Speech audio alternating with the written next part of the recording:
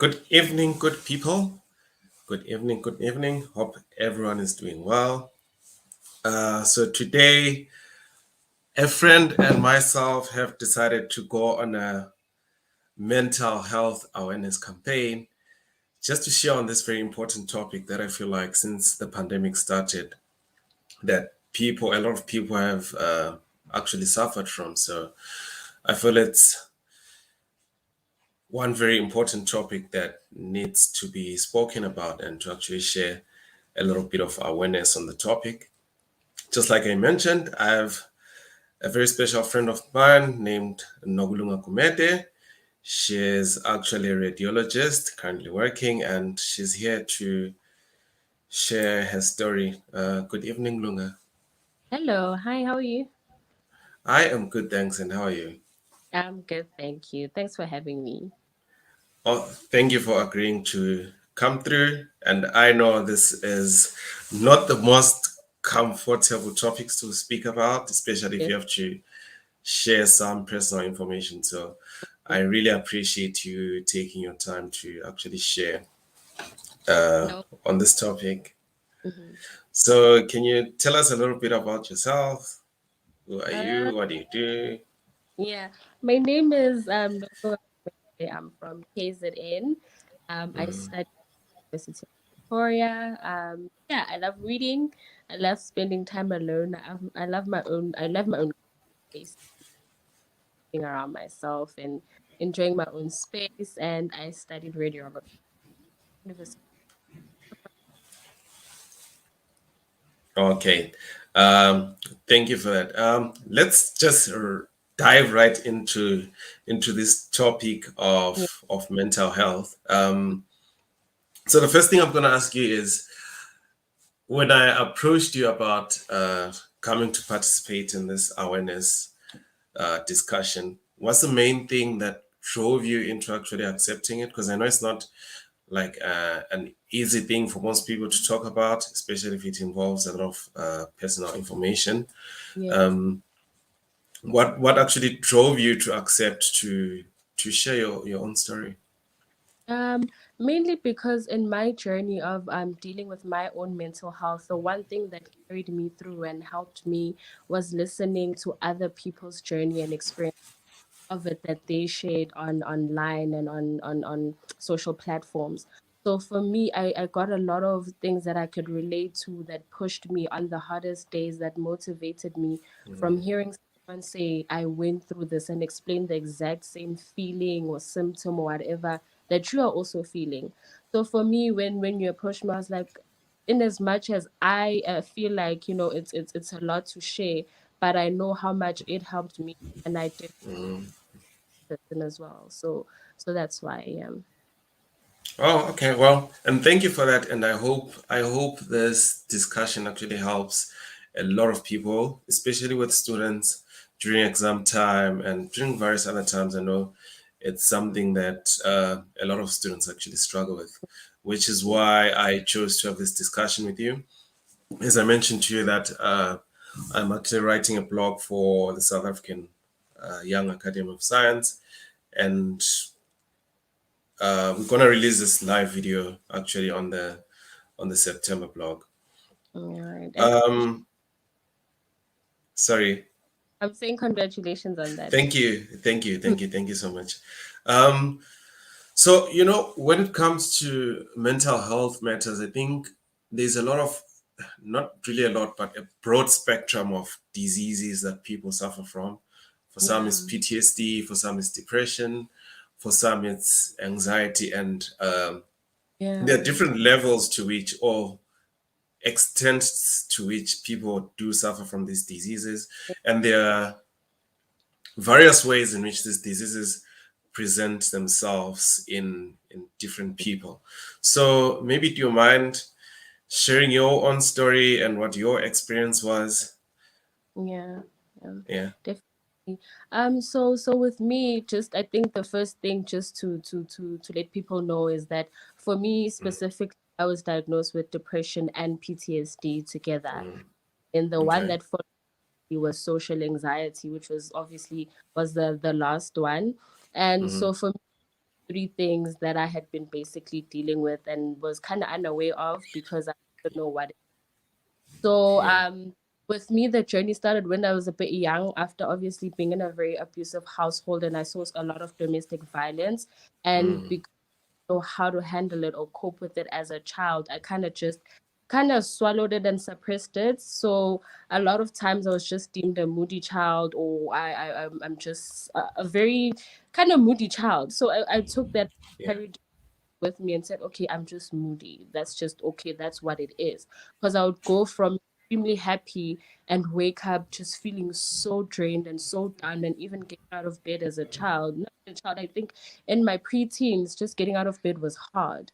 And it became Mm. harder and harder in varsity. That's where everything just kind of crumbled down because now there was the pressure of academics, there was a pressure of now friendships and relationships now that you're introduced Mm-hmm. to that you don't necessarily see when you're still in high school and stuff like that. So for me, everything really started spiraling out of control in varsity. I would lock Okay. myself in a room. I would keep my room very dark. I would delete my social media platforms. Mm. Keeping friendships was very hard. Like it Mm. literally so hard. And I think I only came out of varsity with two friendships. And for a lot of Wow. people, that was like, how did you go through varsity and just have two Mm-hmm. friends? So I was very antisocial going out. Like whenever I had to go out and buy groceries, I literally had to plan for it. I literally had to note down that okay, you're gonna go out of the house, you're gonna go, this is where you're gonna go specifically. Like I had to Mm-hmm. mentally prepare. And for the longest time I thought that was normal. I was like, oh, okay, maybe I'm just being dramatic. It's okay, you just mood. So late varsity, I realized a friend of mine was like, "No, man, there's something wrong. You can't be so scared to go out. You can't be always in your room like this. You can't be always triggered because you'd get triggers. Like there were certain things, obviously, like if someone next door to me was to make a loud banging sound, I'd have Yeah. like, I'd just gasp for air, and I'm like, oh my goodness, that sound stop. And I didn't know what it was until obviously I started seeing a psychologist after I accepted, there's something wrong. It's deeper than just moods. And Mm-hmm. that's Mm-hmm. where she was like, no, you're suffering from PTSD. You still suppress your memories. And there were some memories from my childhood that I had subconsciously, unintentionally locked away because of how Mm-hmm. traumatic they. So I started unlayering all of that in therapy. It was so hard. I had to go on antidepressants and stuff like that. And there was a time I was suicidal. I tried to overdose on medication. It was Mm. really, it was really bad, but I decided to face it and I decided to accept it. I think that was the most important thing. Accepting that no, you have a problem. It's just not moods. It's just not being lazy. So yeah, in a nutshell, that was just the journey. It's much deeper and Mm. in much detail, but yeah, that's what it was. Uh, and I mean, ever since I've known you, I think I've known you as this bubbly person. Yes. You wouldn't really suspect or see through that. So, Yes. how, what do you think causes that you can't actually see if someone who's around you is suffering Yes. from that? Yeah, that's very true. Because everyone around me, if they were to describe me, the first word they'd use is bubbly. And Mm-hmm. that's the and energy I kept whenever I went outside my room to keep myself sane and to kind of put on this facade of I'm okay. So Yeah. people, and for a lot of different people, depression and mental issue is not how I look like, it's not how I present myself. Mm-hmm. It's deeper than, and if you look at the spectrum of it, so many people that have mental issues would be the least of the people you'd expect when you put Mm. them on a scale or put them on a row. So I think That's so that's the true. I want people to unlearn and want people to understand is that just because someone is bubbly, just because someone is happy all the time, Mm-hmm. that when they come to you and say, I think I'm depressed, you must shun them down and say, but you're always happy, but you're always bubbly. It goes to what do they do when they get inside their room and what thoughts cross their mind when they're alone. Because that's Yeah. the big mental health is your own thoughts. Because once you're around people and everything, you have a sense of, okay, let me just get through this moment. But the Yeah. once you everything just kind of comes at you and you kind of deal with it by yourself with no one around you. Okay, so say maybe I have a brother or a close friend or a sister, and around me there are this bubbly person. How can I can I tell that maybe this friend of mine or this sister of mine or this brother of mine is actually struggling for mental health? Is it because from the way you're mentioning it is it's only when a person actually opens up that you can actually Yeah. know, or are there telltale signs that can maybe give me a suggestion that maybe this close person to me is suffering from mental health? I think the most important thing from my own experience as well as people around me is that you really have to know that person and they really need to feel safe and trust you. Because Mm-hmm, for a lot of people with mental health, they won't just open up to anyone. mm-hmm, So important that you, if you do have anyone around you, family or friends, make sure that you build a relationship that's a safe space so that even if they are suffering from that, that they can come to you, even in their high bubbly self and their happy self, come down to you and mm-hmm. say, "You know what, I think there's something wrong," because sometimes you won't even see it, and that's why people commit suicide, and we all left, shocked as to, but we never saw Mm-hmm. it come. It was always this, it was that, and it's a moment of a conversation. That's all it Yeah. takes. All it took for me was just someone sitting me down and really asking me, "Are you okay?" Like those Mm-hmm. words, make anyone open up and just share with you, but you know what, I'm really struggling. This is what I'm going through, and I think I need help. So I think it's just sitting down with people that you love, people that you care about, no matter how happy, no matter how loud they are. Once in a while, send that text, make that phone call. Are you okay? How are you Mm-hmm. holding? Mm-hmm. How are you Mm-hmm. go for Yeah. lunch? Yeah. Create that space, and I promise you they will open up to you and they will tell you, and you'll know what's really going on in their mind. So yeah. Yeah, yeah, that's actually so true, and I think within the same vein, um, there has to be a reduction of the stigma Mm, surrounding that, so that people can be open a little bit about it. Because mm. um, for someone who's not familiar with what mental health issues are, they Mm, might think that you're crazy or you're being yes. dramatic and things like Even that. my So, mom, mm, when I was at home and going through it, she thought I was possessed or something. Like she really thought it was shame. just a haze, and I think Mm, that goes for some of our parents because they don't understand the concept of mental health issues, depression and stuff. So with my mm, mom, she thought I was possessed, and I had to educate her. So I think in as much as some people really make you feel worse, some people just need you to educate them. So I think that's why it's so yeah. important, just educate people and explain depression is not a mood, depression is not being Mm, lazy, PTSD is not me being dramatic and anything like that. mm. I'm suffering from something and I just need you to understand so you can help me best when I need it. So there's a lot of stigma and people are need to be educated a lot on mental health. Yeah, yeah. That's actually very true. I mean, you also mentioned that there was a point where a friend spoke to you, Mm, which actually pushed you to actually seek help.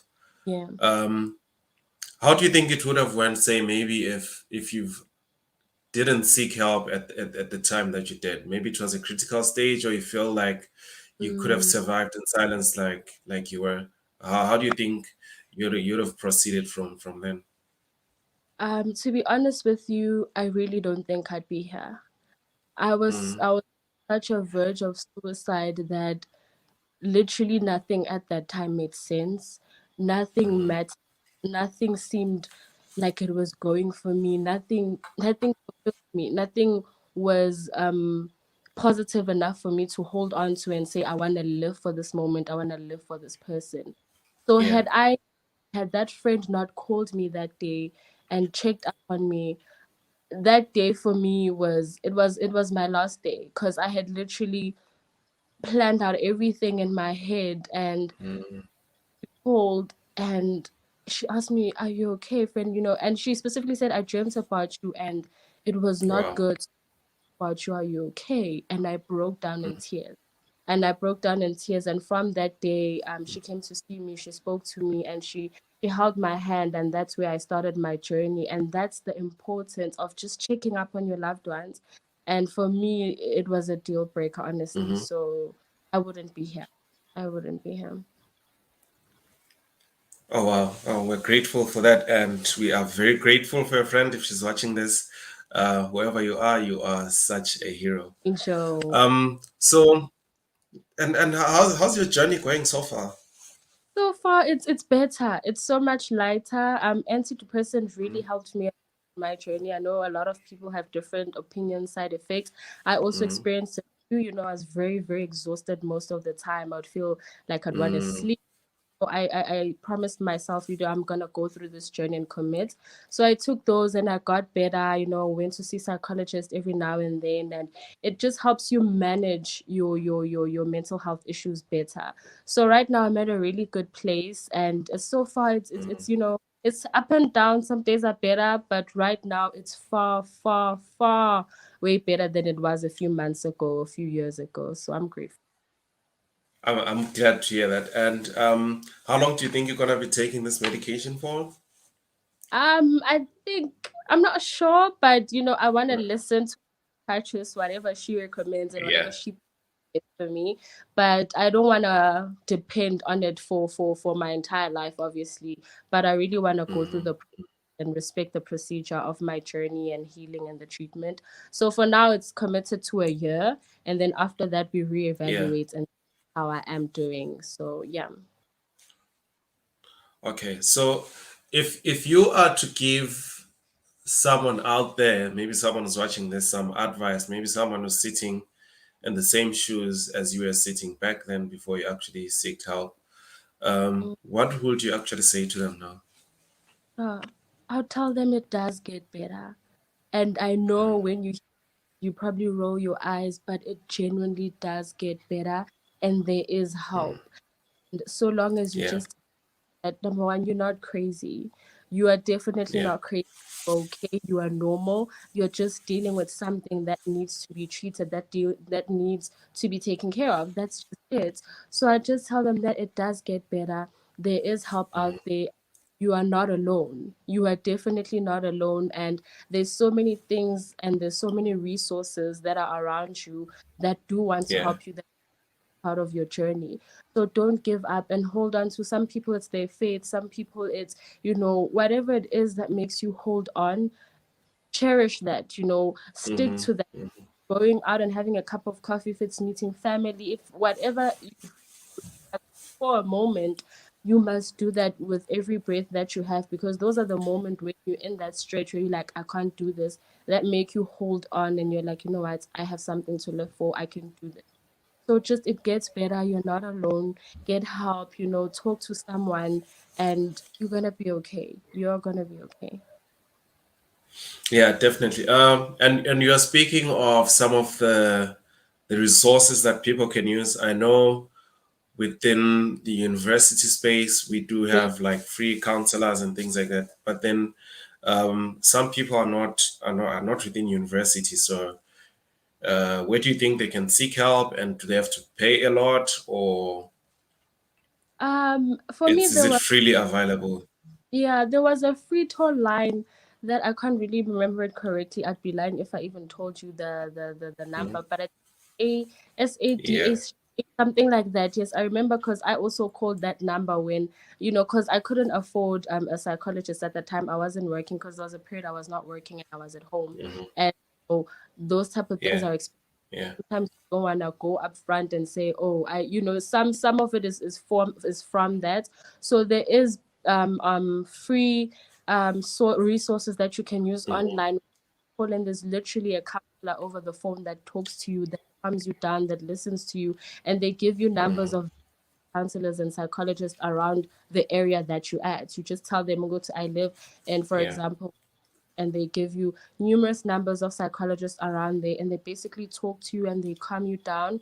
So if you don't want to go to psychologist and Hmm. don't have want someone to talk to in that moment, there are Hmm. free people online that are always willing to help. So yeah. Okay, I think I'll look it up and just include that Yeah. information in my written blog, um, so that it's available for everyone who might need to use it. We are running out of time, and I would like to say thank you so much for taking your time and actually participating in this interview and sharing this information that you have. I really appreciate it, and I hope someone benefits from it. And good luck with your journey. Thank you so much. Thank you for having me. All right, thanks, Lunga. Bye.